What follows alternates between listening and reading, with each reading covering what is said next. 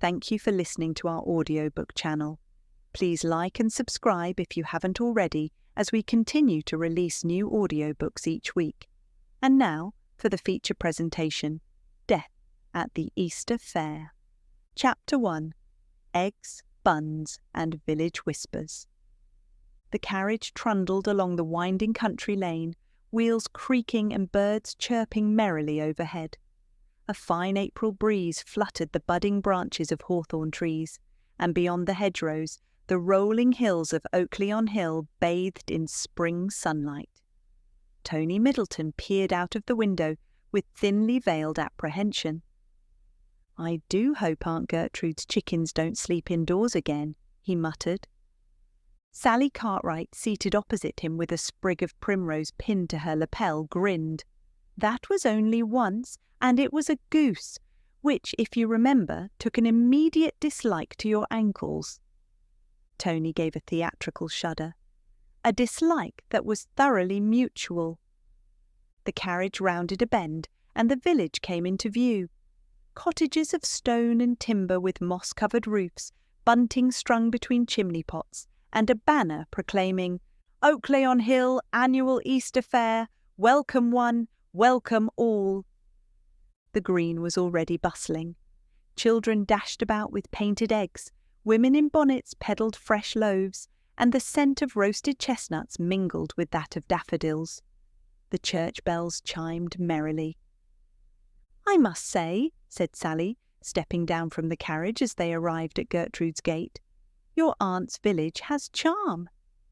Tony's Aunt Gertrude appeared on the front step, formidable in both hat and posture. Her grey hair was neatly tucked under a bonnet adorned with what looked like an entire artificial bird. "There you are," she barked fondly. "You're late, Anthony. The egg-rolling began 10 minutes ago. Mrs. Crutchley nearly rolled hers into the vicar's trousers. Chaos." Tony gave her a polite kiss on the cheek. "Good to see you too, Aunt Gertrude." Sally curtsied with an exaggerated flourish. "We wouldn't miss the Easter Fair for the world." Sniffed Gertrude. "You might change your tune after meeting the competition in the jam-making tent. Petty women with aggressive fruit preserves." The trio made their way through the village green, where the fair was in full swing. A brass band played a jolly, if slightly off-key version of Ode to Joy, while several villagers engaged in a suspiciously intense egg-and-spoon race. Tony and Sally were quickly introduced to an array of locals, each one more peculiar than the last. First came Reverend Elmsley, a nervous man with a high-pitched voice and a hat that seemed to shift with the wind. He offered them tea that tasted faintly of parsnips and eyed Tony with suspicion. "So you're the one who taught Aunt Gertrude's cat to jump through hoops?" "That cat was unnaturally nimble," Tony replied defensively. Then there was Mrs. Crutchley, whose jam had won 7 consecutive ribbons and whose husband hadn't been seen since last year's Easter Fair. "Ran off to Bournemouth," she said airily. "Can't say I blame him. He never liked gooseberry." Miss Lavender, the village's resident spinster, sold hand-painted eggs from a booth shaped like a henhouse. "Eggs are like people," she whispered to Sally. "Most crack under pressure, the rest just smell funny." A brass whistle cut through the air as the Easter bonnet competition was announced. Ladies, and one particularly bold gentleman, lined up with architectural marvels upon their heads. There were flowers, birds, even one with a miniature windmill that spun when the wearer turned dramatically. Tony turned to Sally. "I'm beginning to think the village is mad." Sally chuckled. "It's delightful. And look over there. Your Aunt Gertrude is about to club someone with her parasol." Indeed, Gertrude was mid-argument with Lady Thistlethwaite, a grand woman with a hawk-like gaze and a bonnet adorned with peacock feathers that quivered indignantly with every word. "I said," Lady Thistlethwaite barked, "that your rosehip jelly was serviceable, Gertrude, not that it was superior to mine." "Your jelly tastes like regret and boot polish," retorted Aunt Gertrude, brandishing her parasol like a sabre. "Do they often fight?" Sally asked. "Only when jam is involved," Aunt Gertrude muttered later as they escaped the judging tent. "Thistlewaite's been trying to outdo me since 1879, when my damson tarts were stolen before the vicar could judge them. She claims innocence, I claim sabotage." Despite the light-hearted air, Sally couldn't shake the sense that something was amiss. Several villagers spoke in hushed tones when Lady Thistlethwaite passed, and Miss Lavender had quietly told her that the lady had made powerful enemies, especially of the feathered kind. Sally wasn't quite sure what that meant. As the afternoon wore on and the contest grew more competitive, someone had to be pulled out of the pie-eating race with mild custard poisoning. Tony and Sally wandered behind the green for a bit of quiet. "I must say," said Tony, glancing toward the churchyard, "this village has more undercurrents than the Thames." "Indeed," said Sally, eyes narrowing as she watched Lady Thistlethwaite whisper something to the vicar before disappearing toward the rectory. A bell rang, summoning villagers to the Easter luncheon. Tables were laid out under white tents, and the aroma of roasted vegetables and sweet puddings filled the air. Gertrude herded them over with the sharpness of a sergeant. "Eat now, we may need our strength later." Tony grinned. "For the egg-rolling final?" Gertrude glanced around and lowered her voice. "No, for surviving Thistlethwaite's tongue. She's been in rare form today." As the crowd gathered and the wine was poured, Sally caught one last glimpse of Lady Thistlethwaite, lifting her glass high, her expression smug, triumphant. A cheer went up, laughter followed, and in that instant Sally had a flicker of unease. Chapter 2. A Toast, a Tumble, and a Terrible End. Tony and Sally took their seats at a long oak trestle table beside Aunt Gertrude, who had managed to position herself with strategic precision, far from Mrs. Crutchley, near the cheese board, and within glaring distance of Lady Thistlethwaite. "I requested this seat weeks in advance," Gertrude muttered to Sally, adjusting her gloves. "One must always think tactically in matters of food and feuds." Sally bit back a smile. "And Lady Thistlethwaite?" "Already puffed up like a peacock in mating season," Gertrude replied grimly. "You'll see." Indeed, at the far end of the table, Lady Thistlethwaite sat perched like a queen in exile, surrounded by a small court of eager villagers, among them Reverend Elmsley, Mrs. Crutchley, and a nervous-looking young woman with auburn curls whom Sally hadn't yet seen. The girl fiddled with her napkin, her eyes flickering between the guests. Tony leaned in.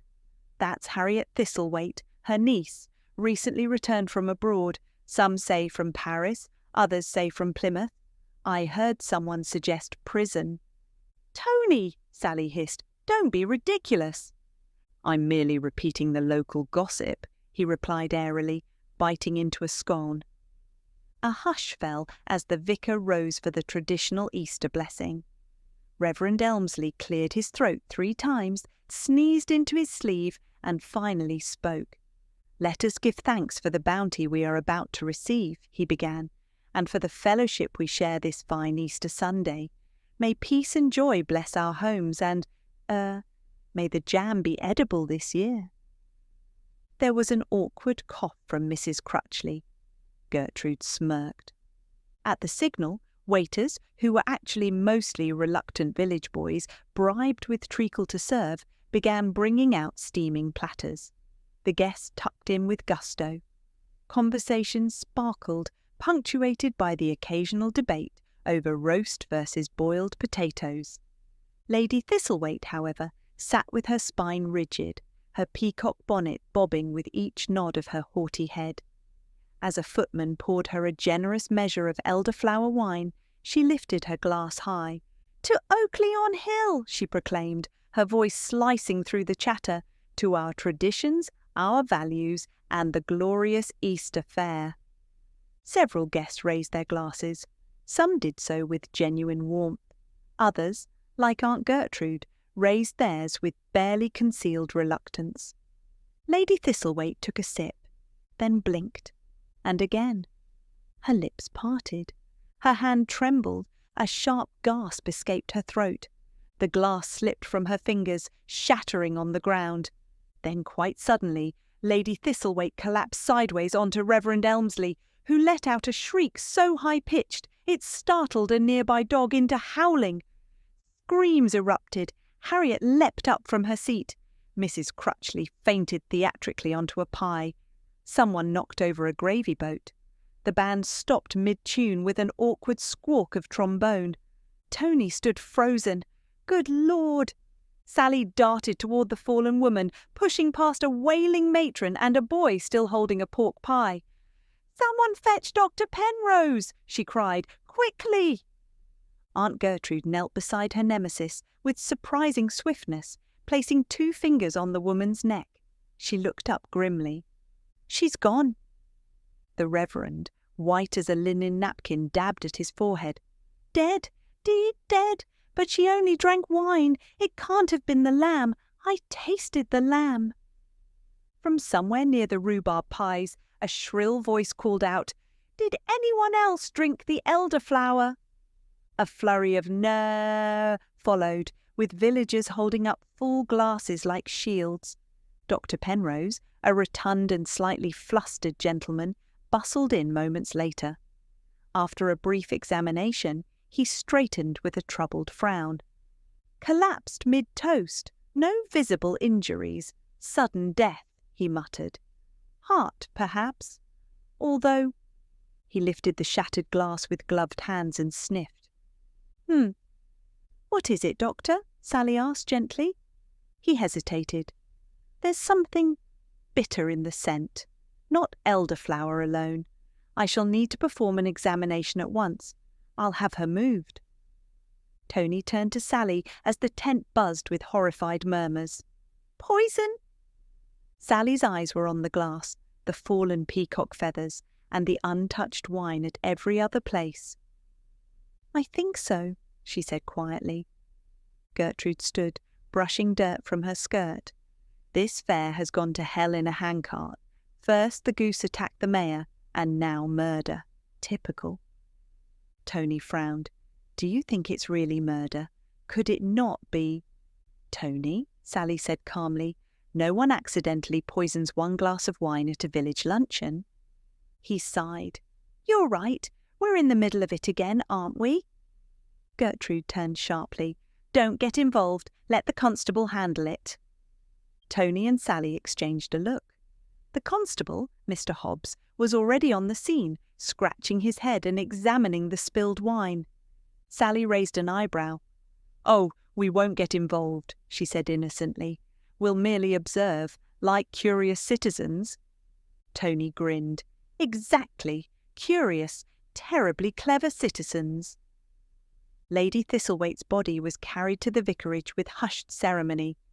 The villagers dispersed slowly, as if waiting for someone else to collapse. A chill crept into the air despite the sun.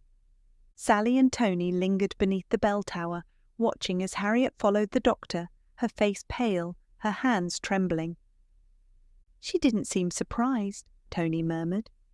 "She didn't seem shocked either," Sally added, "but nor did she cry." Tony's brow furrowed. "Do you think she's the sort to poison her aunt?" Sally tilted her head. "Let's not leap to conclusions. We haven't even examined the jam tent yet." Tony shuddered. "I fear it may hold more secrets than we can stomach." Sally smiled faintly, though her eyes remained on the tent where the tragedy had unfolded. "Something's off about all of this. Why poison her now? Why here, at a public event?" Tony tugged at his collar. "Perhaps it's tradition in this village." "No," Sally murmured. "This wasn't tradition. This was planned." The bells rang again, slower this time, sombre, mournful. The fair was over. The Easter joy had curdled into something darker. Chapter 3. The Curious Case of the Chocolate Rabbit. The following morning dawned in a misty hush. Tony Middleton emerged from the guest room at Aunt Gertrude's cottage, hair rumpled, one suspender flapping limply at his side and a look of considerable concern on his face.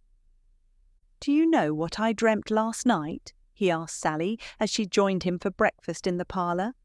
"That the vicar poisoned the wine with pickled beetroot? Number Y dreamt Lady Thistlewaite's peacock bonnet came alive and chased me through the jam tent while screaming, 'Unhand my jelly!'" Sally raised an eyebrow as she poured tea. "That may say more about your childhood fears than about the case." "Perhaps," Tony said, picking at a piece of toast, "although I maintain that Bonnet had intentions and teeth." They were interrupted by the loud thwack of Aunt Gertrude slamming open the back door.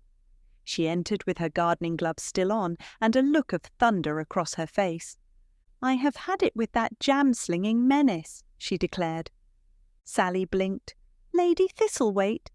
"No, she's well beyond causing trouble now. I'm talking about Mrs. Crutchley. She has the gall to accuse me of sabotaging the judging tent.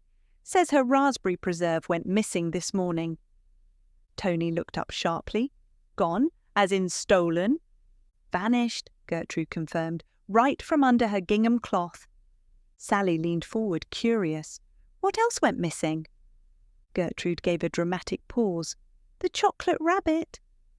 Tony blinked. "What chocolate rabbit?"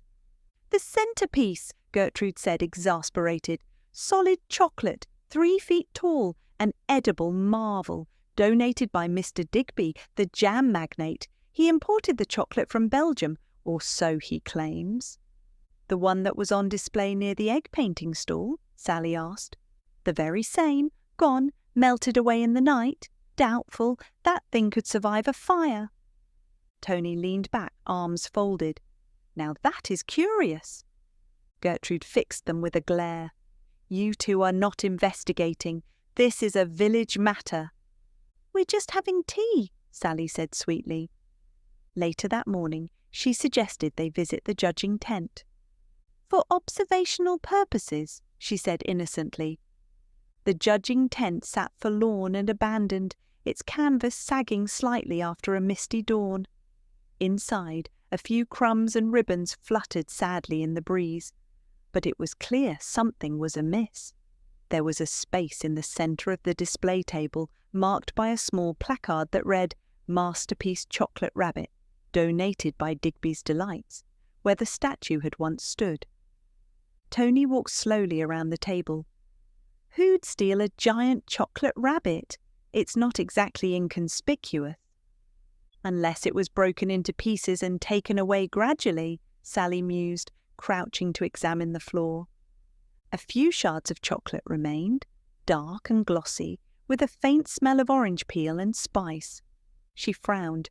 "This wasn't ordinary chocolate." Tony sampled a shard and made a face. "It tastes like expensive disappointment." Sally ignored him. "Look at this." Beneath the table, barely noticeable beneath the cloth, was a crumpled wrapper. She retrieved it carefully. The label read, "Bitterroot compound, used sparingly." Tony read over her shoulder, "That's not chocolate, that's medicinal." "And highly poisonous in large quantities," Sally added, her brow furrowing. Tony looked around. So either someone slipped poison into the chocolate, or someone used the rabbit to transport the poison. They were interrupted by the sudden entrance of Mr. Barnaby Digby, the jam magnate himself, waddling into the tent. "Outrageous!" he cried. "The rabbit! Gone, gone, I tell you." Sally stepped forward politely. "Mr. Digby, we were admiring your craftsmanship yesterday. Such intricate moulding." "Belgian artisans," Digby huffed. "Hand-sculpted whiskers." Tony winced. "Did anyone else have access to it last night?" Digby paused. "Well, the tent was left unlocked. Everyone assumes everyone else will mind the honour system here." "Were you the last to see it?" Sally asked. "I left just after supper," he said. "The rabbit was still there. Harriet, Lady Thistlethwaite's niece, was lingering about. Said she wanted to take a sketch of it." Tony and Sally exchanged a look. "Interesting," Sally murmured. "And what about Mrs. Crutchley's jam?" Digby's expression grew cagey.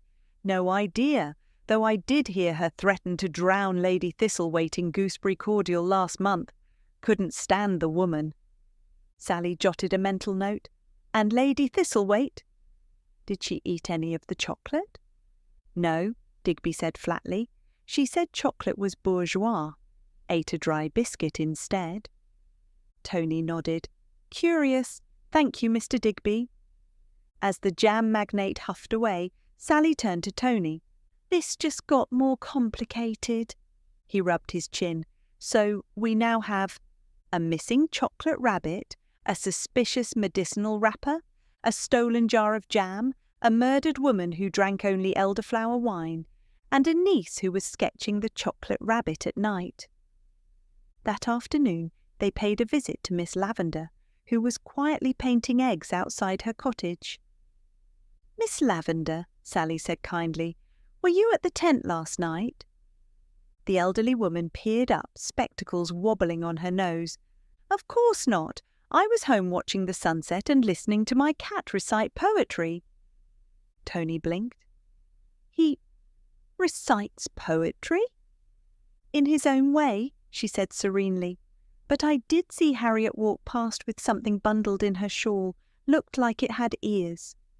Tony's eyes widened. Chocolate rabbit ears?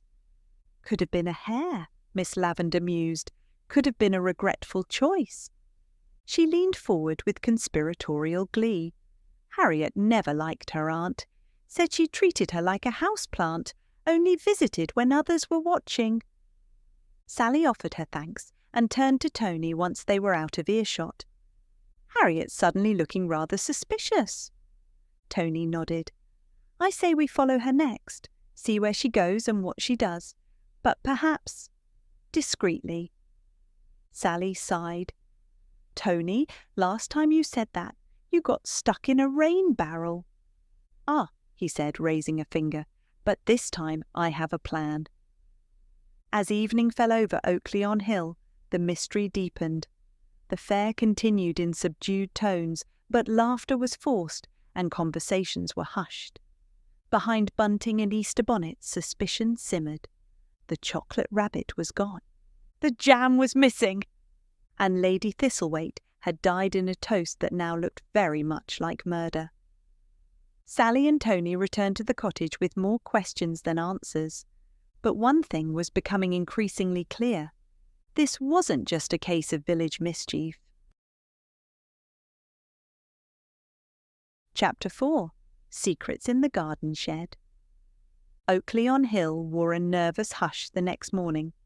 Inside Aunt Gertrude's breakfast room, Tony Middleton was attempting to butter a crumpet with one eye closed. Late night? Sally Cartwright asked, raising an eyebrow as she stirred her tea. Stakeouts are exhausting, Tony mumbled, yawning. Do you know how uncomfortable it is to crouch behind a water trough for an hour? You insisted on hiding near the bonnet display. Because no one expects a man with a straw hat full of daisies to be conducting surveillance. Sally smirked and opened her notebook. Well, our efforts weren't entirely fruitless. We saw Harriet sneak into the vicarage after sunset. She left something there, and she wasn't carrying it when she came out. True, Tony admitted, and I still think she was hiding something under that shawl the night before. Probably the chocolate rabbit's ears. Aunt Gertrude entered with a tray of kippers and an expression that could turn cream sour. Vicar Elmsley's cancelled the rest of the fair, she announced. Says we must honour Lady Thistlethwaite's memory. Tony perked up. Is he holding a memorial? Gertrude snorted. Memorial? He's holding a tepid service with dry hymns and soggy cucumber sandwiches. No dancing, no pie judging, no bonnet parade. Absolute sacrilege. Sally looked up sharply. No bonnet parade? That's where all the villagers gather, isn't it? Gertrude nodded. Exactly. Ideal place for scandal, gossip, or secrets. The two friends exchanged glances. We're going to the garden shed, they declared in unison. They weren't entirely certain what they expected to find in Reverend Elmsley's shed, but the fact that it had been locked firmly locked since the day of the incident, piqued their curiosity. Tony produced a bent hairpin from his coat. Sally stared. "Why do you have that?" "For emergencies," he said cheerfully, then proceeded to poke at the padlock.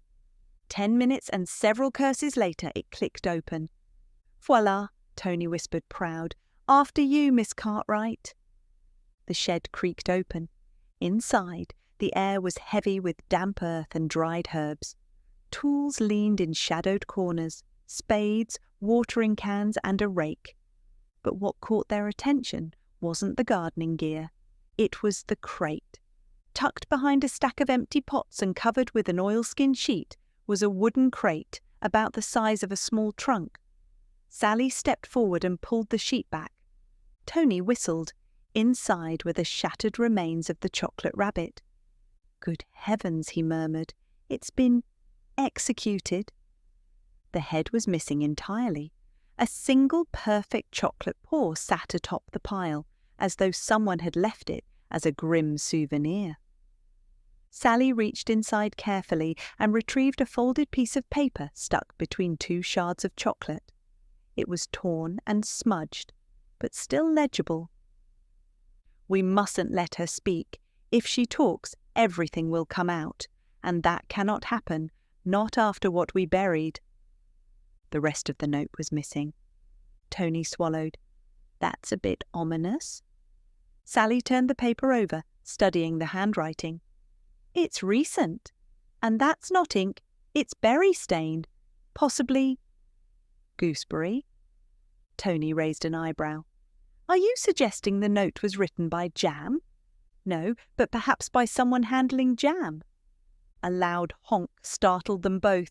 They turned to see the Reverend's prized goose, Augustus, waddling toward the shed, neck outstretched in suspicion. Tony backed up. "We're going to be pecked to death, aren't we?" "Quiet!" Sally hissed. "Quick, out the back!" They tumbled through the rear shed door just as Augustus flapped onto the threshold, honking as if declaring war. Once safely behind the privet hedge, Sally caught her breath. "Someone went to great trouble to hide that rabbit," she said, "and that note suggests a conspiracy." Tony rubbed his chin. "The question is, was the rabbit used to conceal the note, the poison, or both?" Later that day, the village buzzed with cautious whispers. The memory of Lady Thistlewaite's death lingered like the scent of scorched pudding. Yet the villagers went about their tasks, less joyfully perhaps, but no less determinedly. Tony and Sally strolled the green under the guise of collecting wildflowers. "Let's examine who's got something to hide," Sally began. Tony nodded.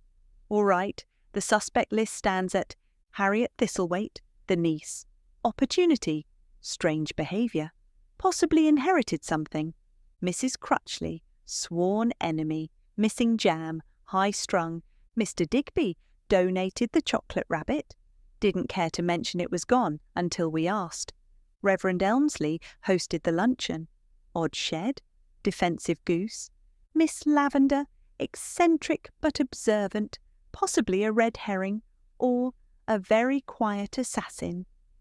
Sally added, "Don't forget that Lady Thistlethwaite had many enemies. She was feared and disliked, just enough to be tolerable in polite company, but hated by those closest to her." Tony snapped his fingers. "The will?" Sally blinked. "What?"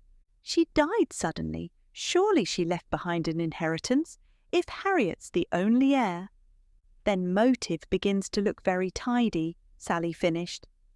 They turned toward the village solicitor's office, a squat stone building with a faded sign that read, T. Bingley and Sons, Law and Wills since 1782. They found Mr. Bingley himself inside, a sleepy man with wiry spectacles and a fondness for peppermint tea. When pressed about the late Lady Thistlethwaite's affairs, he peered over his desk and cleared his throat. "Strictly speaking, I shouldn't disclose this, but I assume you're acting in the interests of justice." Sally gave her most persuasive smile. "Indeed we are." Mr. Bingley blinked, then pulled a parchment from a drawer. Lady Thistlewaite's most recent will left everything, her cottage, her pension, and her collection of taxidermied pheasants, to her niece, Harriet, with one condition. Tony leaned forward. Condition? She must remain in Oakley-on-Hill for no fewer than 3 months after the will is read. If she departs early, the estate passes to Reverend Elmsley. The room fell silent. Tony and Sally stared at each other. Sally spoke first. "Well, now we know why the vicar's sermons have been sounding suspiciously enthusiastic lately." Tony nodded. "And why Harriet hasn't left." Sally turned to the solicitor. "Do you know when Lady Thistlethwaite changed her will?" Bingley adjusted his spectacles. "Just 3 weeks ago." As the sun dipped low over the village rooftops, Tony and Sally returned to the green with renewed determination. They now knew. The chocolate rabbit had been used to hide something. A note had been torn, part of a threat. Harriet stood to inherit everything, unless she left. Reverend Elmsley had the most to gain if she did, and someone had risked hiding evidence in a locked shed guarded by an aggressive goose. Chapter 5. 4 Suspects and a Funeral. The village of Oakley-on-Hill prepared for Lady Thistlethwaite's funeral with the same solemnity usually reserved for royal visits and jam shortages. Black bunting now replaced the pastel ribbons along the hedgerows, and the scent of lilies and boiled cabbage filled the air. She would have hated all this fuss, Aunt Gertrude said, as she pinned a rather ferocious black feather to her hat. Despised mourning clothes, claimed black made her look like an undertaker's assistant. She was the sort to comment on the poor quality of her own coffin, Tony muttered, smoothing his waistcoat. From the hallway came Sally Cartwright's voice. "Ready when you are." The funeral was held at St. Barnabas Church, a modest stone structure nestled between the weeping willows and the village bakery. Inside, the pews were filled to capacity, villagers sitting in stiff silence, many pretending to mourn more deeply than they truly felt. At the front, the coffin sat beneath a spray of wild lilies, white feathers, and, somewhat unsettlingly, a preserved peacock tail. The Reverend Elmsley stepped forward to deliver the eulogy. "We are gathered here today," he began, "to bid farewell to a woman of strong convictions." Tony whispered to Sally, "Is that vicar speak for feared and loathed in equal measure?" "Hush. She was a patron of this church, a generous donor when asked forcefully, and a fierce competitor in all things chutney," Elmsley continued. "Lady Thistlethwaite leaves behind a legacy of discipline, order, and very loud opinions." A discreet snort emerged from somewhere behind the organ. The vicar carried on. "May she rest in peace, and may we all learn to cherish her memory, however complicated it may be." After the final hymn, the mourners shuffled out. A light drizzle had begun, casting a silvery sheen over the churchyard. Sally tugged Tony's sleeve. "Let's take a walk. Now that the crowd's dispersing, I'd like a word with our 4 suspects." Tony pulled out a small notebook. "Let's start with Harriet. She's by the yew tree." Suspect 1. Harriet Thistlethwaite. Harriet stood apart from the others, clutching a black umbrella and looking far too calm for someone who'd just buried her sole relative. "Miss Thistlethwaite," Sally began gently, "may we offer our condolences?" Harriet nodded politely. "Thank you. I admit I expected to feel more something, but my aunt and I weren't exactly close." "You lived in the same house," Tony said. "Temporarily," she replied. "She insisted I return from France to stay with her, claimed she wanted to mend things, but she spent most days criticising my posture and warning me against artists." "Did she mention the will?" Sally asked. Harriet's mouth twitched. "She waved it around like a sword, told me I wouldn't see a penny unless I embraced the noble burden of English respectability, whatever that means." "And the night of the fair," Tony pressed. We saw you enter the vicarage late. Were you delivering something?" Harriet's expression hardened. "That's none of your business." "It might be relevant," Sally said kindly, "especially since the chocolate rabbit was hidden in the vicar's shed." Harriet hesitated. "I didn't hide it," she said at last. "I found a torn note inside one of the egg stalls that evening. It was threatening. It frightened me. I didn't know who to trust. So I put it inside the rabbit, thinking I could protect it. I was going to give it to the vicar for safekeeping." "Why not just show the constable?" Tony asked. Harriet looked away. "Because it mentioned me." Suspect 2, Mrs. Crutchley. They found Mrs. Crutchley dabbing her eyes beside the church gates, though no actual tears were visible. "Oh, what a tragedy," she moaned, then leaned closer. "You know, she once said my scones had the texture of roof slates. I ask you, is that the sort of thing one says at a social gathering?" "Did you argue recently?" Sally asked. "Only every time we spoke," Mrs. Crutchley sniffed. "And yes, I may have accused her of sabotage once, but I didn't kill her, if that's what you're poking at." Tony frowned. "Your jam was stolen, and you hated her. That's not exactly a glowing alibi." Mrs. Crutchley huffed. "Listen here, boy. If I wanted to kill someone, I'd do it properly, with arsenic and a tart. None of this wine nonsense. Besides, I was too busy arguing with Mavis over whose gooseberry jam had more gooseberries. That took hours."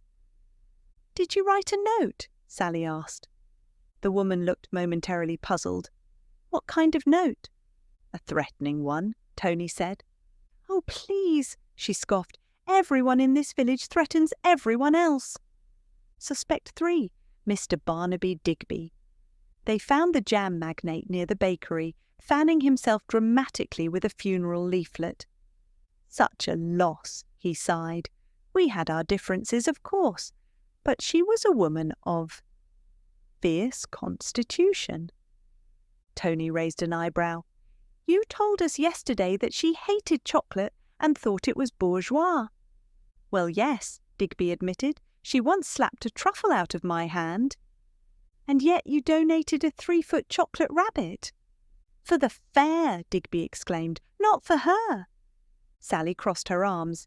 "Did you know someone had hidden a threatening note inside it?" Digby paled. "Absolutely not. I assure you my rabbits are manufactured in Belgium under the most rigorous moral standards." Tony narrowed his eyes. "Where were you during the luncheon?" Digby hesitated. "Seated 2 places down from the lady herself. But I didn't touch the wine. I'm allergic to elderflower." Suspect 4, Reverend Elmsley. The vicar was last. He lingered at the edge of the grave, hands folded, expression unreadable. "Reverend," Sally said softly. "A word?" He nodded. "Of course." "You received something from Harriet the night of the fair," Tony said. Elmsley sighed. "Yes.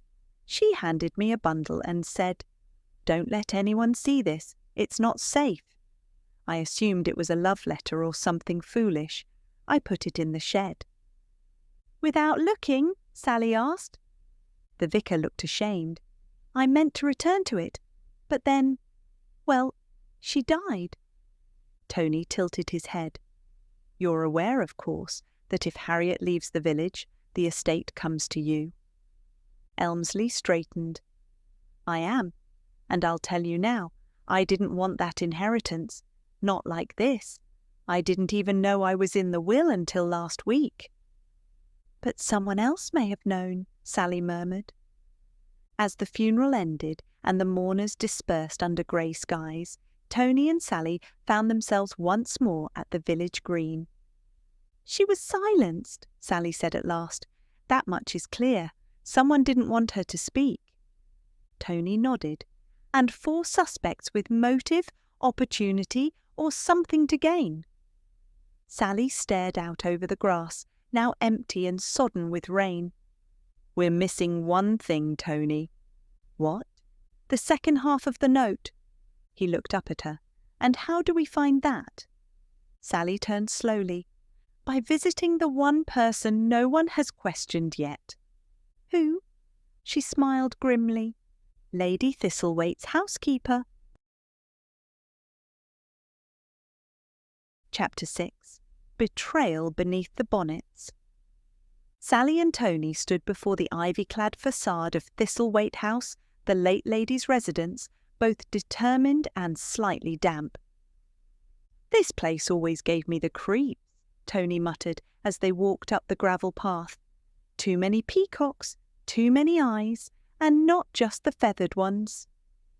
Sally rang the brass bell, and a moment later the door creaked open to reveal Mrs. Huxley, Lady Thistlewaite's long-time housekeeper. Dressed in black with a frilly white cap, her face was carved with the lines of perpetual disapproval. "May I help you?" she asked in the tone of someone who sincerely hoped she could not. Sally offered a polite smile. "We'd like to ask you a few questions about Lady Thistlethwaite. We understand she trusted you more than most." Mrs. Huxley snorted. "Trusted me to polish the silver and wash the feathers? Not quite the same thing." Tony stepped forward, offering his best charming young gentleman expression. "We're simply trying to understand what might have led to her death." The housekeeper eyed them both, then stepped aside. 5 minutes, no touching the pheasants. The interior of Thistlethwaite House was exactly as one might expect, elegant in the way of old wealth, with creaky wooden floors, ancestral portraits glaring from the walls, and enough taxidermy to make a naturalist weep. Sally and Tony were shown into the parlour, where an entire corner was devoted to bonnets, dozens of them, arranged on mannequin heads like an audience of disapproving dowagers. "She took her bonnet competitions rather seriously," Sally murmured.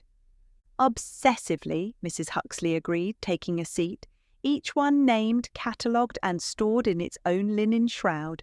Once accused Miss Lavender of using imitation hydrangeas, nearly throttled her with a ribbon. Sally got to the point. "Mrs. Huxley, do you know if Lady Thistlethwaite had any enemies?" The housekeeper arched one greying brow. "It'd be shorter to name those who didn't loathe her." Tony nodded. "Fair point. But did she mention any specific threats recently? Or arguments?" Mrs. Huxley hesitated, then leaned in slightly. 3 days before the fair, she received a letter, hand-delivered, no return name.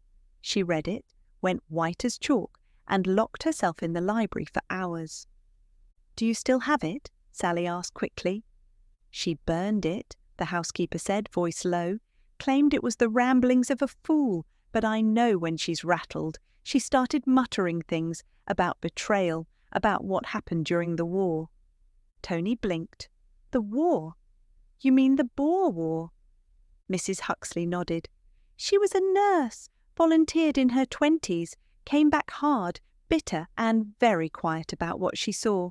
But once, years ago, I heard her arguing with Reverend Elmsley about a man named Russell.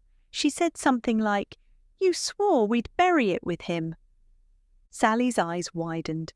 "That's almost exactly what the torn note said." Tony glanced at her. "You don't think?" "I do." Sally stood. "Mrs. Huxley, one last question. Did she keep any of her personal documents? Diaries? Letters?" The housekeeper pursed her lips. "Only one diary I know of, but it wasn't with her things when I went to pack them. Gone." Tony asked, "Stolen?" "Or hidden," Huxley said darkly, "but by whom, I couldn't say." Sally and Tony hurried back toward the village green.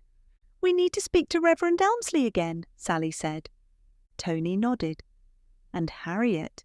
If her aunt's past was tangled up in something ugly, she may have stumbled on more than just inheritance. They didn't have long to wait.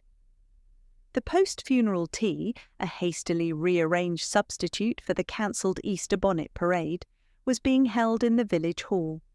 Dozens of villagers gathered around trestle tables of tepid tea and crumbly seed cake, offering condolences with one hand and scones with the other.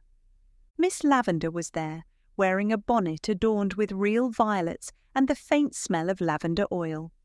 Mr. Digby, of jam fame, was peering suspiciously at a plate of pickled radishes, and Reverend Elmsley was making his way from group to group with the unease of a man who knows something is about to go terribly wrong. Sally nudged Tony. "Split up! Eavesdrop! I'll take Elmsley. You watch Harriet." Tony saluted, subtle as ever. As Sally intercepted the Reverend near the biscuits, Tony ducked behind a floral arrangement near Harriet. Harriet was speaking in hushed tones with a woman he didn't recognise, perhaps a cousin, but her voice carried just enough. "I never saw the diary again," she was saying. "She kept it locked in her bureau drawer.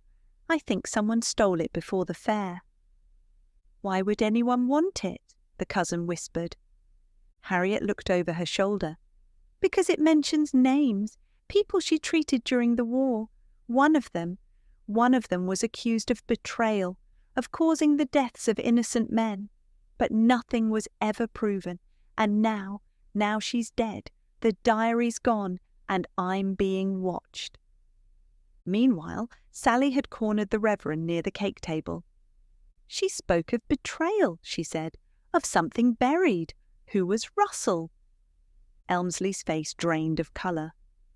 "Where did you hear that name?" he asked hoarsely. Sally leaned closer. "From her, from the note, from you." Elmsley glanced around. "I can't, not here. Meet me tonight, the vestry, 9 o'clock. That evening, Sally and Tony went to the vestry of St. Barnabas. Elmsley was already there, hands trembling as he locked the door behind them. "I didn't kill her," he began. "I swear it, but we all made a terrible mistake back then. There was a soldier, Captain Russell. He was gravely wounded, delirious, said things he shouldn't have, names, coordinates. Lady Thistlethwaite, God rest her, heard everything. She reported it." Tony frowned. "But wasn't he innocent?" "That's the thing," Elmsley whispered. "He wasn't. He was a spy. We learned it later, but it was too late. He died, but his family, his brother, never forgave her, claimed she destroyed their name, vowed revenge." Sally paled. "Do you know who the brother was?" The Reverend nodded slowly. "Barnaby Digby." Tony let out a low whistle. "So Digby had motive, real motive." Sally's mind raced. "He donates the rabbit, hides the note inside, or someone else does, but he knows Lady Thistlethwaite's history, and he knew about the will, perhaps even before she changed it." Elmsley added, "He was always around." "Charming, yes, but with a temper. She feared him, I think she knew her past was catching up." Tony looked at Sally.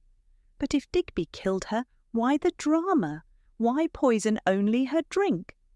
"Because he didn't want to cause a scene. He wanted a message. She exposed his brother. Now he exposed her, publicly, fatally, and at the one place she wanted control, the Easter Fair." Outside, the church bell struck 9, and inside Sally Cartwright turned to Tony and said quietly, "We're close now, very close." But what none of them saw was the shadow just beyond the vestry window, watching, listening, waiting. Chapter 7. A Clever Trap and a Confession. The following morning dawned brilliant and golden, as if nature herself had forgotten the death that had darkened the Easter Fair. Tony and Sally sat across from each other at Aunt Gertrude's kitchen table, a pot of tea growing cold between them. A notebook lay open, filled with scribbled clues and criss-crossed theories. "Let's walk through it one more time," Sally said, tapping her pencil. Tony rubbed his temples. "Right, so Lady Thistlethwaite died after drinking poisoned elderflower wine, only she drank it. The chocolate rabbit was used to hide a threatening note, likely addressed to her. The note mentioned someone named Russell. Turns out Russell was a traitor she exposed during the war." And Russell's brother, Sally continued, is Barnaby Digby, who just so happens to donate the chocolate rabbit to the fair. Motive? Revenge? Tony pointed to another note.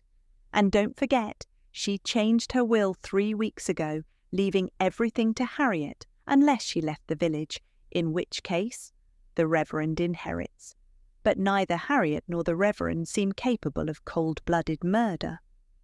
Sally leaned back, thinking. Digby, though, wealthy, influential, and used to getting his way, he's the only one with both motive and means. Tony folded his arms. Then why hasn't he run? Sally smiled faintly. Because he doesn't think anyone suspects him. He thinks he's won. Tony's eyes narrowed, which means it's time for us to flip the board. By midday, Sally and Tony had set their plan in motion. They enlisted Aunt Gertrude, who was more than willing to assist now that her suspicions had turned toward Mr. Digby, and borrowed the church hall for what they called a gathering of gratitude and clarification. Posters went up swiftly. One last Easter tea, to celebrate new beginnings, honour old friends, and announce the winner of this year's secret ingredient bake. It was, of course, a complete fabrication. But it worked. By 5 o'clock that afternoon, the church hall was once again bustling with villagers, drawn by the promise of scones and scandal. Long tables were decked with tablecloths and flowers. Sally and Tony had arranged the seating very carefully. Barnaby Digby was placed directly in front of the platform. The Reverend, Harriet, Mrs. Crutchley, and even Miss Lavender were grouped nearby, close enough to witness what was to come. Aunt Gertrude stood at the front, clearing her throat like a general preparing troops for battle. "Ladies and gentlemen," she began, "we've all had quite the week. A death, a funeral, a missing chocolate rabbit." Polite laughter rippled through the room. Tony stepped forward. "But we gather today not only to reflect, but to reveal." The room hushed. Sally came to stand beside him. "You see, someone among us knows the truth, about what happened to Lady Thistlethwaite, about the secrets she carried, and about why she had to be silenced." She turned, her gaze locking on Digby. Lady Thistlethwaite was poisoned, but not by chance. She was murdered by someone who wanted her to suffer as she once made another suffer.